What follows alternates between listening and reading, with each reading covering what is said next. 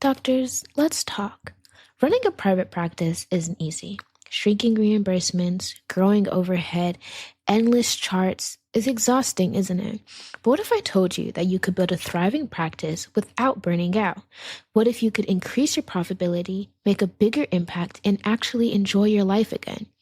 Introducing the Profitable Private Practice Movement, the ultimate membership for private practice owners who are ready to stop spinning their wheels and start building a practice that works for them.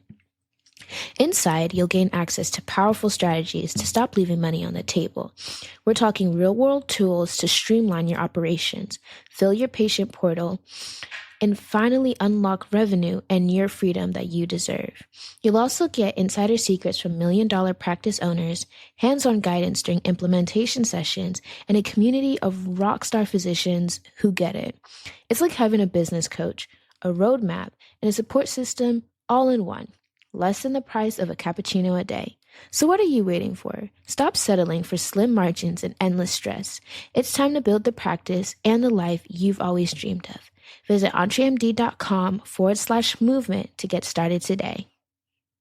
How am I going to get out of this? How am I going to turn this around? And let me tell you, you're a physician, CEO, you can turn this around. You can turn it around. You started your business from scratch. You got it to where it was. And then the revenue tanked. You could get it back up. Hi, docs. Welcome to the EntreMD podcast, where it's all about helping amazing physicians just like you embrace entrepreneurship so you can have the freedom to live life and practice medicine on your terms. I'm your host, Dr. Una.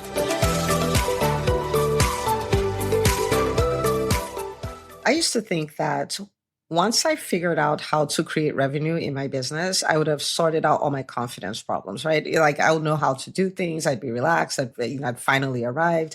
And one of the things that happened, like for instance, the first year that we hit 2 million in revenue was all of a sudden this fear came over me. Like, what if you can't maintain this? What if you can't grow this? What if you drop back to 1 million in revenue and you're found out that you didn't really know what you were doing and all of that stuff? Now I addressed that, right? Like, so it was a very shocking discovery for me, right? But the thing is that, there might be seasons in your business where it seems like your revenue tanks, your cash flow is not there. Maybe you didn't get to pay yourself, even after you've done really well and after you've done really well for a while.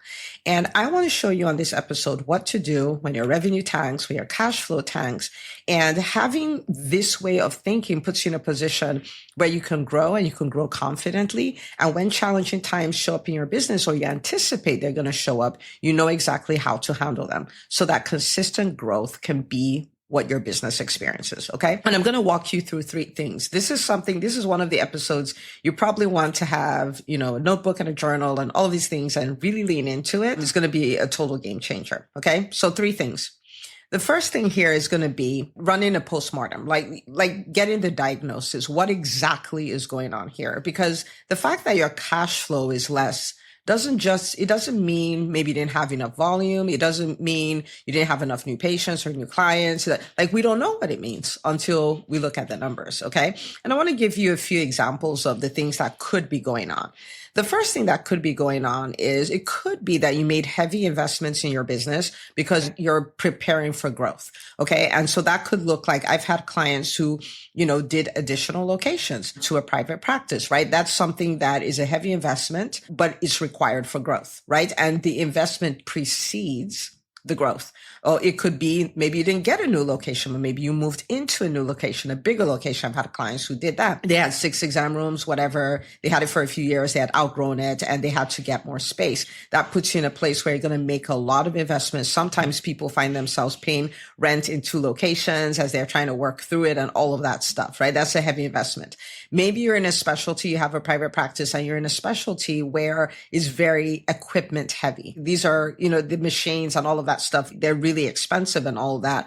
Or maybe you invested in team. Maybe you're a coach and you hired a high capacity team member, maybe a business manager or something like that. Or you hired more coaches, or you're a physician and you hired another physician in your private practice, right? You have a private practice and you hired another physician. Again, that is an investment that will precede the return on investment.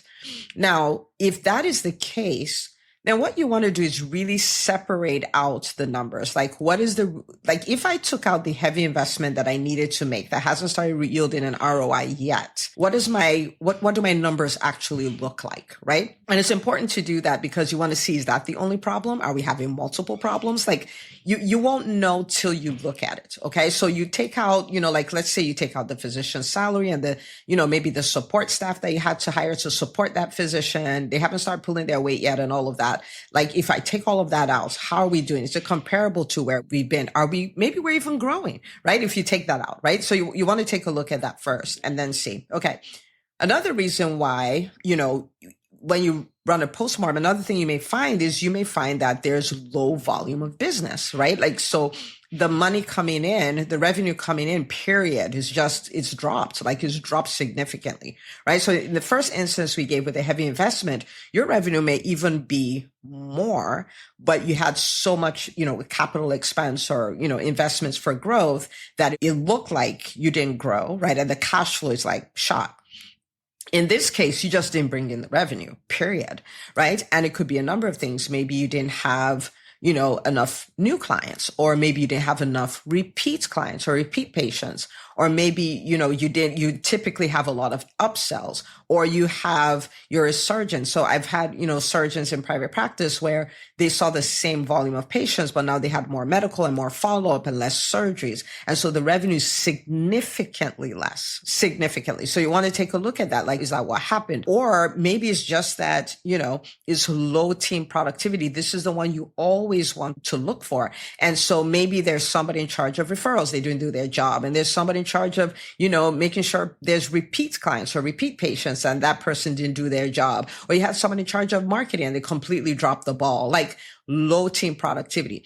And the bigger your team is, the more important this is. So you want to take a look, like, did everybody pull their weight? What are the levers that bring revenue into my business? Is everybody pulling their weight? Because if they're not pulling their weight, you still have their expense, but you got no ROI, right? And then now you know what to fix. Why is this important? Because until you do this, you do not actually know what the problem is, and you can't fix it because you don't know. When you do a postmortem, what else could you discover? You could just discover that there's a lot, like, increased expenses. Okay. So we just have a lot more expenses. So not quite capital expenses, like the first example we gave, but you have more, or you have unproductive expenses. And I'll explain what I mean by that.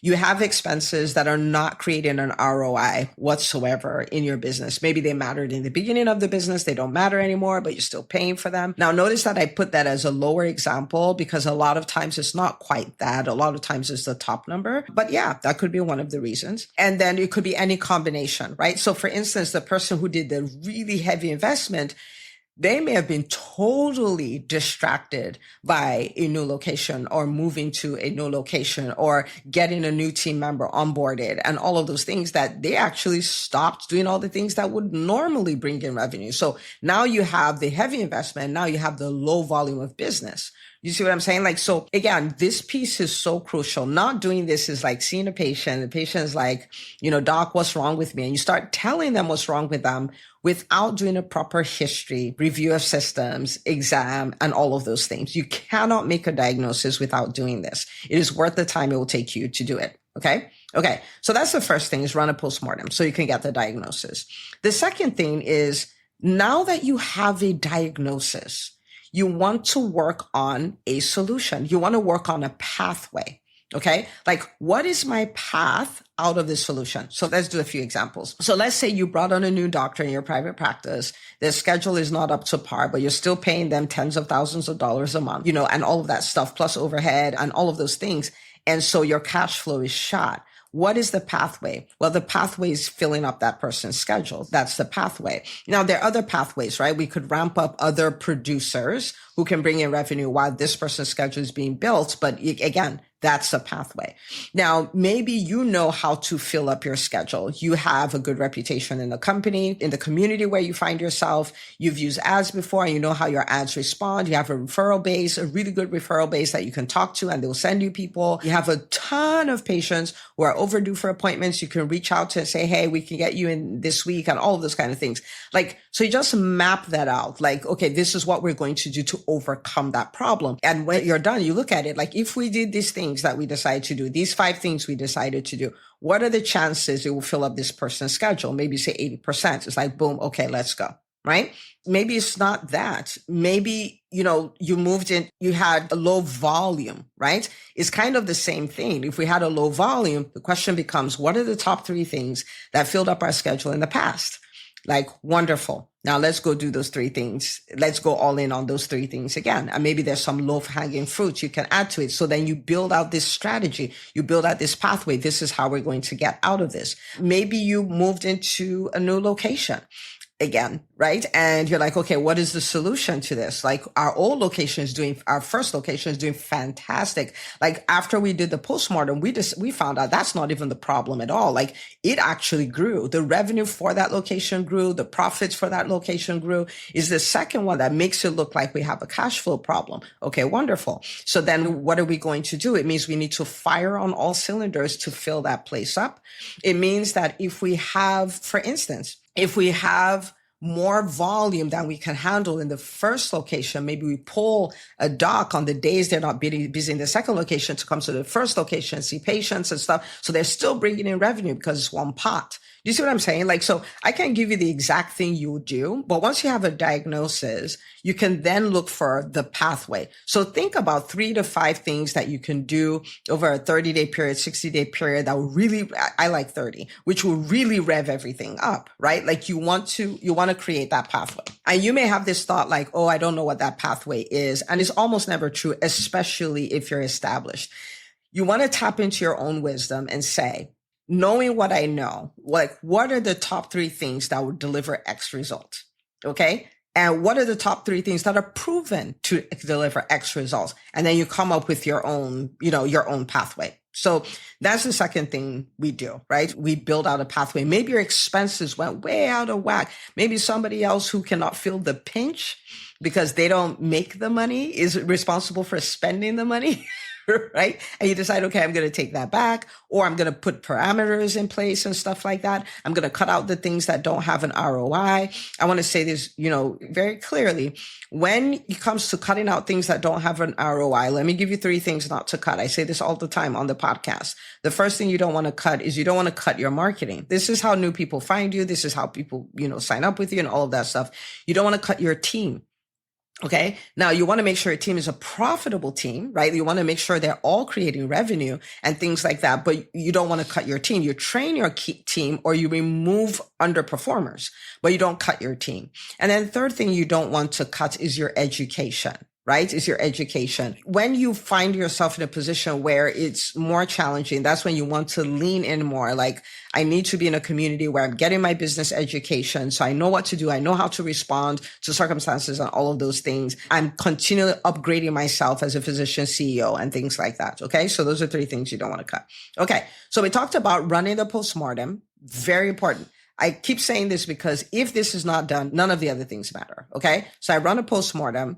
Okay. I decide on a pathway. How am I going to get out of this? How am I going to turn this around? And let me tell you, you're a physician, CEO, you can turn this around. Okay. You can turn it around. You start your business from scratch. Most people, you start your business from scratch. You got it to where it is, right? Or you got it to where it was when it's doing really well. And then the revenue tanks, you could get it back up. Okay. We just need to run a diagnosis, decide on the pathway. And then once you're done with that, you want to execute on the sprint of that pathway. Okay. What do I mean by that? Okay. So let's say I decided, I used to have really high volumes and then whatever happened, a hospital came and put a clinic right by my clinic or whatever. And then our revenues tanked and stuff. And I said, okay, I don't like what happened. I don't like what's happening with the revenue. I don't like what's happening with the cash flow. And so what I found is that there are a lot of, like what was responsible for the tanking is like how I had low volume of business. So for a practice that may look like, we got really comfortable. We're like, oh yeah, everybody just finds us by word of mouth. And here comes this competitor. And we did not have the engine in place to respond to the competitor because we had grown fat and lazy. And we're just like, oh yes, we're just leaning on our word of mouth. We don't have to do anything. Right. I got real humble real quick. Okay. So I'm just giving an example. I got humble real quick. And I said, okay, what is the diagnosis here? We are doing nothing to bring in new people. Nothing at all. Okay. And I'm like, okay, fantastic. we shouldn't have done that, but we're here now. What do? We're like, okay, great. We can hit the recaller because we have a bunch of people who are overdue for appointments. We don't call them anymore because we're like, we don't have to do anything. And we just get all these patients. So we're going to hit the recaller. We're going to reestablish our relationships with our referral sources, right? And we're going to go back to posting on social media. We're going to go back to showing up on a YouTube channel where people were finding us anyway. And we're going to ask for referrals from our patients, right? Not just from other doctors referring to us. And we're going to do these 5 things. And we're going to do it every single day for the next 30 days. And we're doing it with intention. What is the intention? New appointments on the books, right? Okay. So that then becomes a sprint that I run. And in the beginning, it will look like it's not working. Okay. So let me tell you that, real quick here. In the beginning, it will look like it's not working. And then the more I do it, the more it will work. The more it starts to snowball, the more we create momentum. And then we begin to shift that. Okay. So it's a little bit of a long game, like not long, like years or many months, but it's a little bit of a long game. You have to have the inner strength to just stay and see it through. Right. Okay. So that may be the thing. Or let's say I got an additional location and I do the postmortem and it's just like there's just low volume of business, right? For the new location. First location, doing great. In fact, it even grew. Fantastic. Okay, so what's the plan? We'll keep the first location as is. Everything that's working, we'll just keep that working. And we come to the second location. We're like, okay, what could we do? All right, we have, a physician in this new location that's being underutilized. So they work 4 days a week. Maybe we'll have them work 3 days a week in the new location and then 1 day a week in the old location, knowing that we can fill up their schedule there. So you have a cash injection right there. Then we say, oh, we have a really good referral base in the old location. We don't have a good one in the new location. And then we're like, okay, we make a database of all the referral sources, potential referral sources there. And then we just go at it. We just go at it to build. And our goal is, okay, over the next 30 days, we want to have 3 to 6 people who are active referrers for us, right? That's the next thing that we're going to do. The third thing we're going to do is, maybe we even have a YouTube channel, for instance, that's already going, but we're now going to lean into it. What are the hot topics? What are the things that our patients really want to know? What are the things that are evergreen? People are always asking about and stuff, and then make our podcast our YouTube channel so relevant that it's creating all this buzz for us and stuff like that. And we're going to look at our online reputation. We're going to really go hard on the Google reviews, right? And you can get Google reviews from the first location. It's the same company and stuff like that, right? So we're going to go after Google reviews and stuff like that. Go after social media so we're out there so people can see us, right? Then for the patients who come into the office, we're asking everyone to refer patients to us and stuff like that. I'm just making this stuff up, right? But think of it that way. And we're like, okay, boom. Get the whole team on board. Next 30 days, boom, this is what we're doing. But guys, we cannot respond. We cannot take decisive action. We cannot respond casually to something as significant as our revenue tanking, right? This is like, we're dealing with this with a sense of urgency, not frantic energy. That's not what I mean, but urgency, right? Which means this is important. This is timely. This is time sensitive, and we're going to go all in, right? And so when you think of this is just a simple, quick and dirty way to come up with a plan to respond to that. We have used this so many times. Now, in my private practice, we use it a lot in anticipation, right? So in pediatrics, we know in the summer, people talk about the summer being dead, nobody's coming in for appointments and all those things. Not our experience at all, because we anticipate it.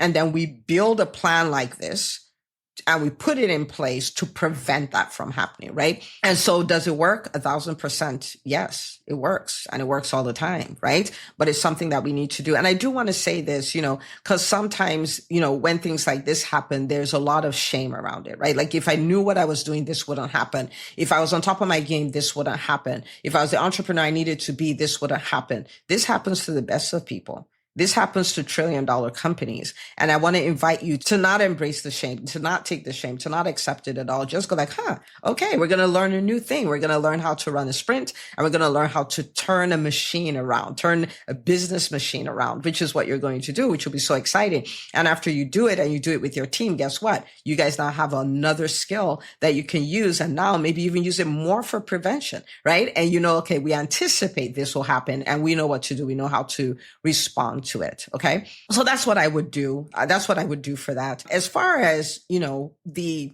the journey as an entrepreneur, as you go through this, I will also say you definitely want to lean on your community, right? Like this is the reason why I'm such a huge advocate for, physicians being in community with physician entrepreneurs who are thriving, who are pushing, who are trying to become the best version of themselves, building their dream businesses and their dream lives, who believe in collaboration over competition. Like really lean into the community and get the help that you need. I say this a lot, that I'd rather talk to somebody about a challenge that I'm having and have it done in 5 minutes than have to deal with something for 5 weeks or for 5 months, right? So you want to really lean into your community. And I think the last thing I'll say here is, when you're in this season as the physician CEO, one of the things you want to do is make sure you're an excellent steward of your time. Now, are you going to be an excellent steward of your time 100% of the time? No, but that's what the intent needs to be, which means for the times that you do show up for your business,